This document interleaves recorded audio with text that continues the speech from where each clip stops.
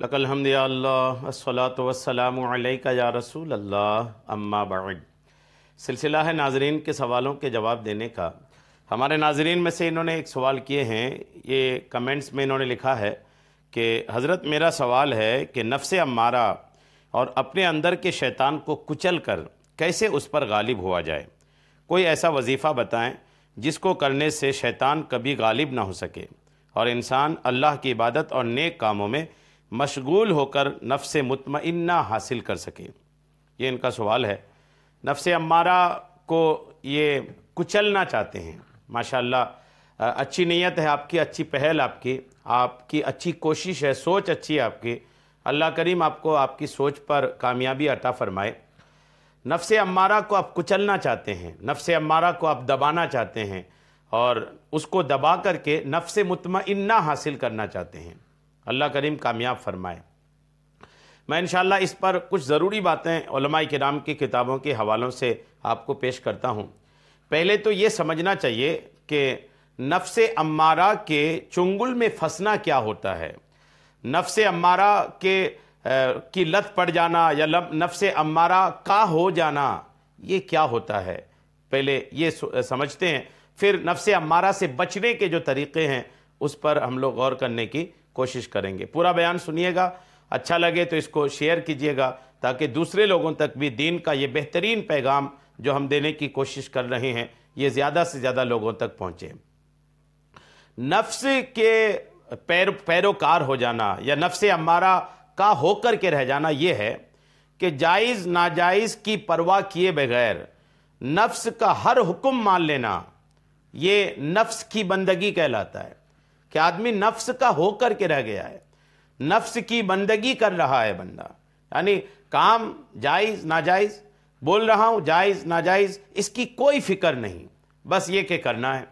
تو جائز ناجائز کی فکر اٹھا کر کے جب آدمی ہر کام کرتے چلے جاتا ہے، مطلب ایسا آدمی نفس کا غلام ہو گیا ہے۔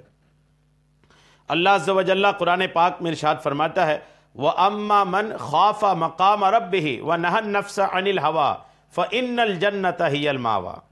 پارہ 30 سورہ نازعات کی آیت نمبر 40 اور 41 ہے۔ ترجمہ سنیے، اور وہ جو اپنے رب کے حضور کھڑے ہونے سے ڈرا اور نفس کو خواہش سے روکا تو بے شک جنت ہی ٹھکانہ ہے۔ یہ نفس کو خواہش سے روکنا، یہ نفس امارہ پر قابو پانا ہے۔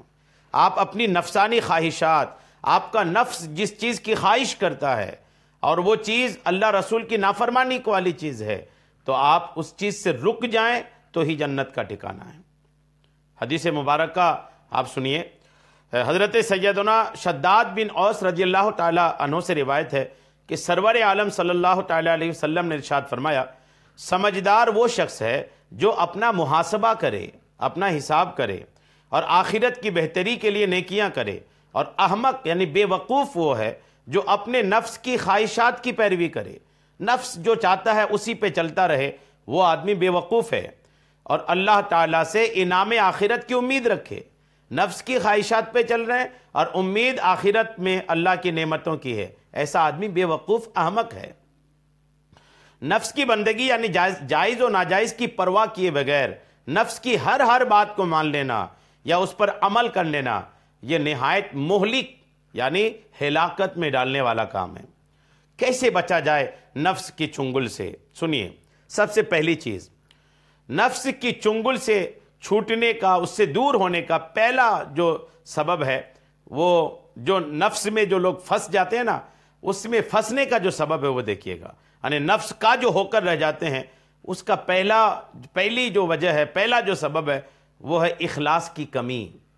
جب آپ کے نیکیوں میں خلوص کی کمی رہتی ہے تو نفس آپ کو گھیر لیتا ہے، کیونکہ ریاکاری اور حب جاہ وغیرہ نفس کی تسکین کا ذریعہ ہے، لہٰذا نفس کبھی نہیں چاہے گا کہ بندے کا عمل محض اللہ کے لیے ہو۔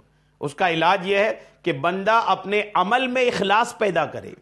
اگر آپ نفس امارہ سے چھٹکارا پانا چاہتے ہیں تو آپ اپنے اعمال میں نیکیوں میں خلوص پیدا کیجئے اور مخلصین کی صحبت اختیار کیجئے۔ وہ لوگ جو خلوص سے عبادت کرتے ہیں، ایسے لوگوں کے ساتھ اٹھیے بیٹھیے، ایسے لوگوں کی صحبت اختیار کیجئے اور اپنے کاموں میں خلوص کو پیدا کیجئے۔ خلوص مطلب للہیت، کام صرف اللہ کی رضا کے لیے، یہ خلوص کہلاتا ہے۔ دوسری چیز، بندگی نفس کا دوسرا سبب، آدمی جو نفس کا ہو کے رہ جاتا ہے نا، اس کا دوسرا سبب ہے آخرت کے انجام سے بے خبری۔ آخرت میں کیا انجام ہوگا، اس سے بے خبر آدمی بھی اپنے نفس کی محبت میں پڑا رہتا ہے۔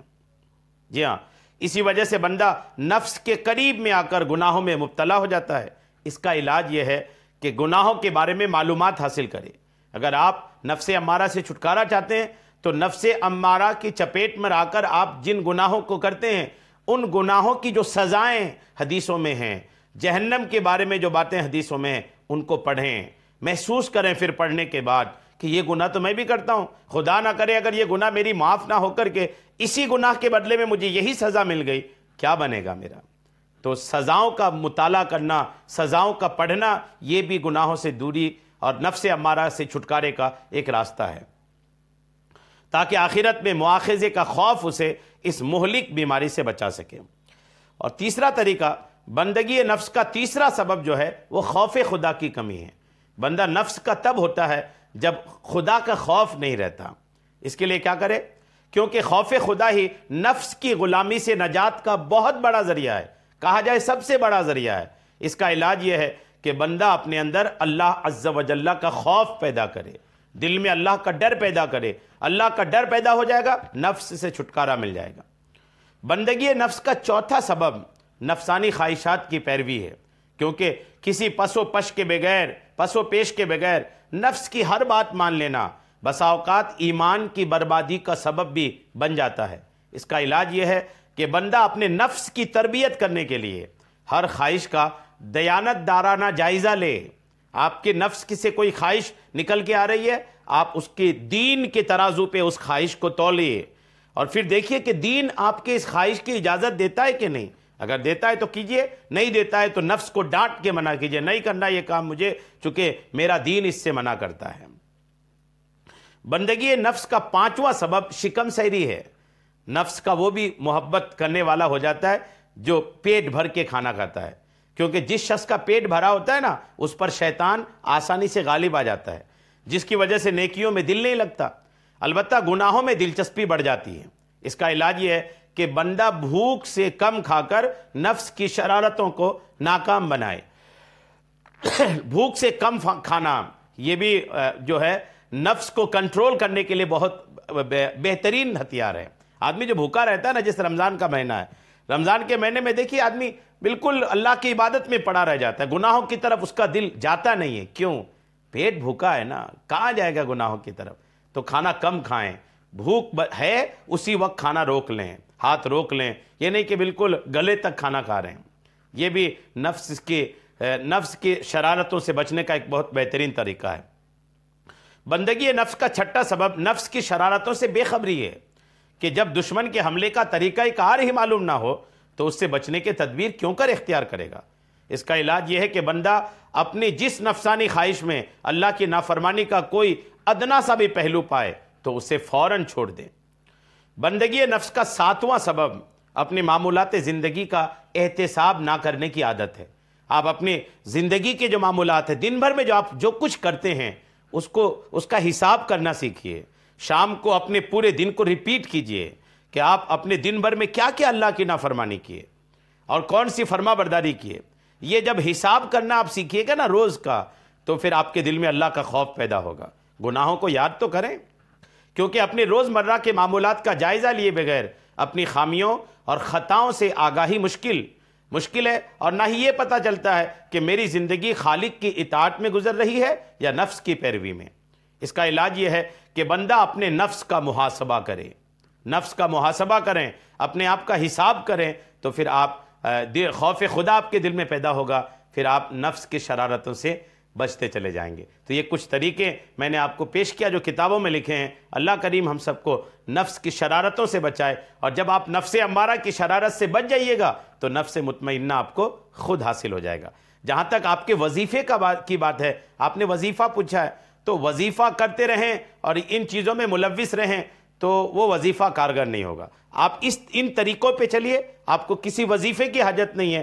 یہ طریقے پہ جو میں نے آپ کو بتایا، ان طریقوں پہ چلیے بنا کسی وظیفے کے، آپ جو ہیں اپنے نفس پر قابو پا لیں گے۔